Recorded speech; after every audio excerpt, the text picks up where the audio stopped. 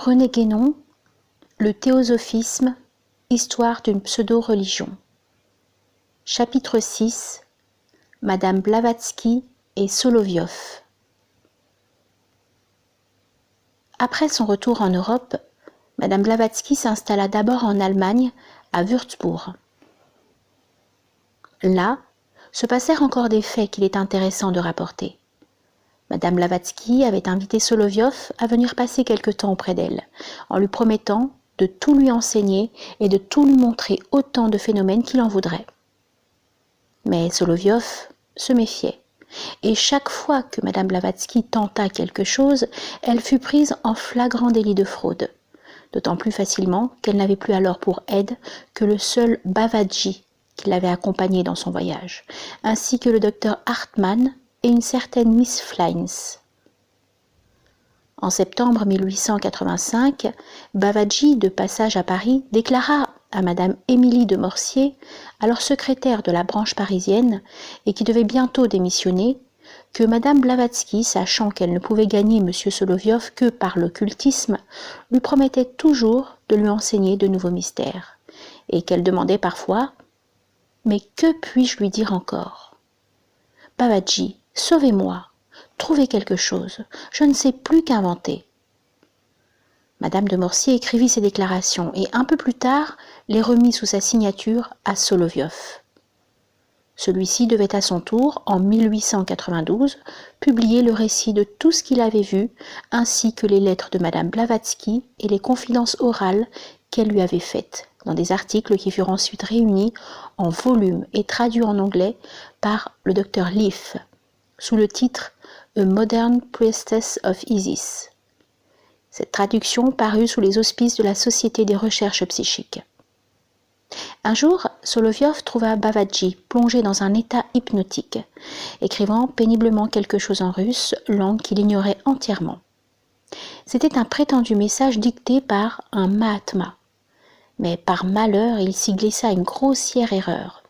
Par l'omission de quelques lettres, une phrase comme celle-ci. « Heureux sont ceux qui croient » était devenu « Heureux sont ceux qui mentent ». En voyant cela, Madame Blavatsky entra dans une véritable fureur et prétendit que Babaji avait été le jouet d'un élémental.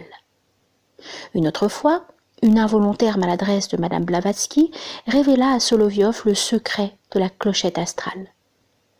Un jour que sa fameuse clochette d'argent se faisait entendre, un objet tomba soudainement auprès d'elle sur le parquet. Je m'empressai de le ramasser. C'était une pièce d'argent, délicatement travaillée et façonnée. Elena Petrovna changea aussitôt de contenance et m'arracha l'objet des mains.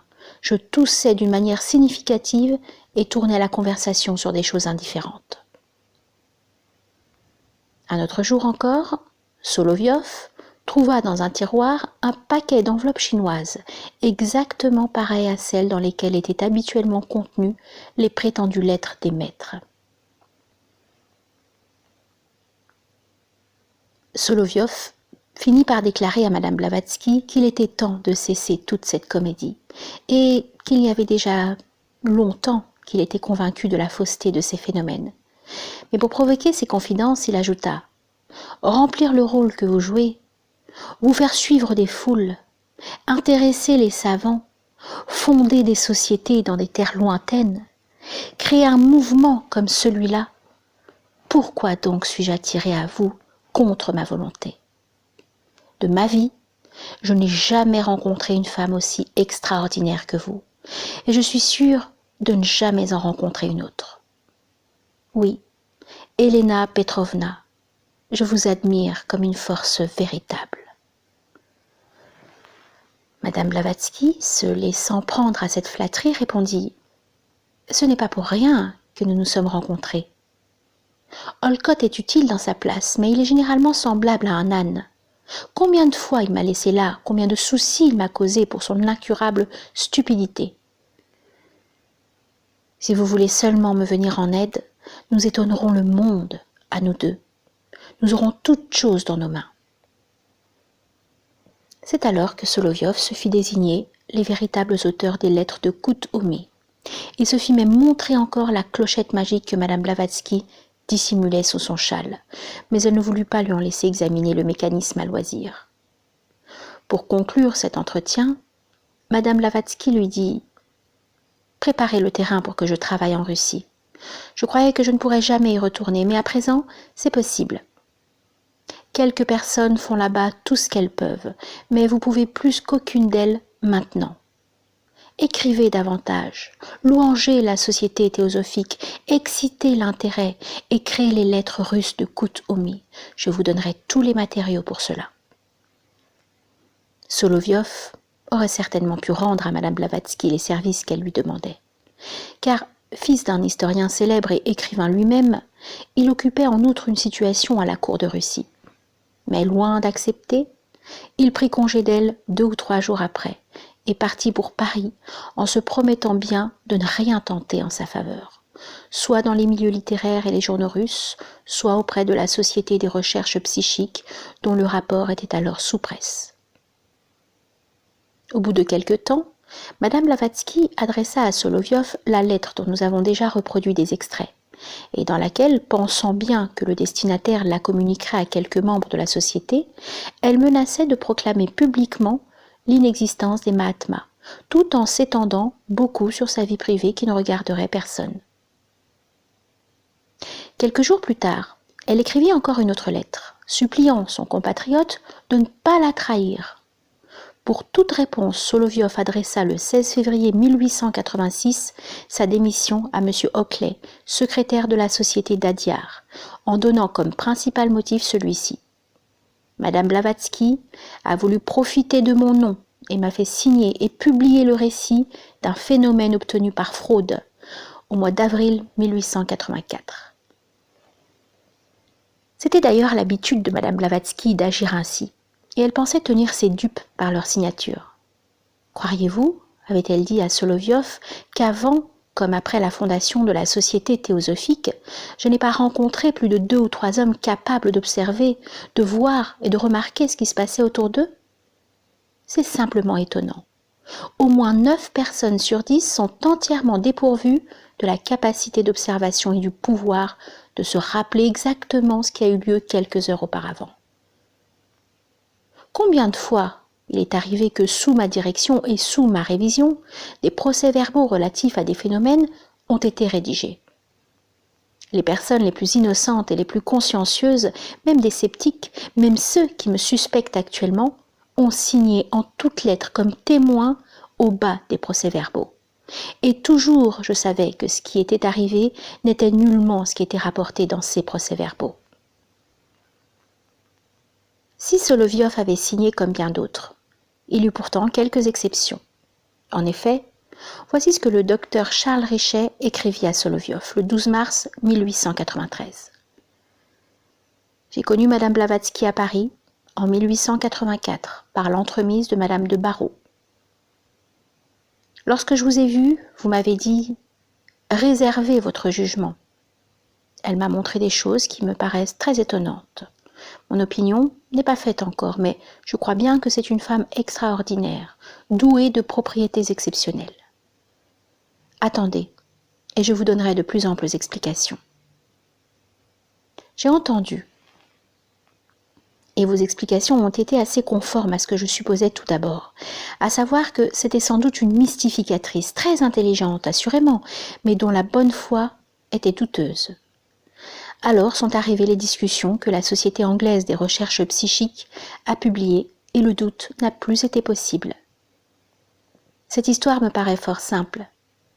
Elle était habile, adroite, faisait des jongleries ingénieuses et elle nous a au premier abord tous déroutés. Mais je mets au défi qu'on cite une ligne de moi, imprimée ou manuscrite, qui témoigne d'autre chose que d'un doute immense et d'une réserve prudente. À vrai dire, je n'ai jamais cru sérieusement à son pouvoir, car, en fait d'expérience, la seule vraie constatation que je puisse admettre, et elle ne m'a jamais rien montré de démonstratif. Il eût été bien souhaitable que le docteur Richet continuât toujours à faire preuve d'autant de prudence et de perspicacité qu'à cette époque. Mais lui aussi devait en arriver plus tard à signer des procès-verbaux de phénomènes médiumniques qui valaient bien ceux de Madame Blavatsky, et de matérialisation de tout point comparable à celle de John King et au Mahatma en mousseline de Baboula. Les informations de Solovyov, confirmant le rapport d'Hodgson, provoquèrent la démission de Madame de Morsier, de M. M. Jules Pessac et des autres membres les plus sérieux de la branche parisienne ISIS, qui avait été organisée en 1884 sous la présidence d'un ancien membre de la Commune, Louis Dramart, ami intime de Benoît Malon, et son collaborateur à la Revue socialiste. Aussi, cette branche ne tarda-t-elle pas à être obligée de se dissoudre, et Dramart attribua ce résultat aux menées des cléricaux. Un peu plus tard, une autre branche fut constituée pour remplacer l'ISIS par Arthur Arnoux, ancien communard, lui aussi, de même encore qu'Edmond Bailly, l'éditeur des publications théosophistes, et reçut le titre distinctif d'Hermès. Elle compta d'abord parmi ses membres le docteur Gérard Ancos, qui était le secrétaire, et plusieurs occultistes de son école. Mais en 1890, à la suite d'un différend dont les causes n'ont jamais été complètement éclaircies, Papus et ses partisans